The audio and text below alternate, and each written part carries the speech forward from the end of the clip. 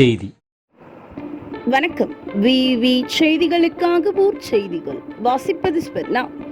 ராணிப்பேட்டை மாவட்டம் சோளிங்கர் தமிழ்நாடு மாநில ஊரக வாழ்வாதார இயக்கத்தின் சார்பில் இயற்கை வேளாண்மை குறித்து சமுதாய வள பயிற்றுனர்களுக்கு 5 நாள் பயிற்சி வட்டார இயக்க மேலாண்மை அலகு அலுவலகத்தில் நடைபெற்றது. இந்த பயிற்சி முகாமிற்கு திட்ட இயக்குனர் ரவிச்சந்திரன் அவர்கள் தலைமை தாங்கினார்கள். உதவி திட்ட அலுவலர் அறிவழகன் முன்னிலை வகித்தார். வட்டார இயக்க மேலாளர் அலமேலு அனைவரையும் வரவேற்றார்.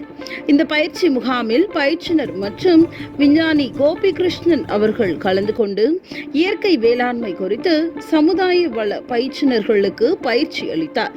பண்டைய கால விவசாய முறையை பயன்படுத்தி தற்போது இயற்கை முறை விவசாயமாக இயற்கை உரங்கள் கொண்டு நெல், கரும்பு, வேர்க்கடலை, காய்கறிகள் உள்ளிட்டவற்றை சாகுபடி செய்தல் மற்றும் இயற்கை முறையில் சாகுபடி செய்த உணவுப் பொருட்களுக்கு விற்பனை செய்வதற்கான பயிற்சி பெற்றனர்.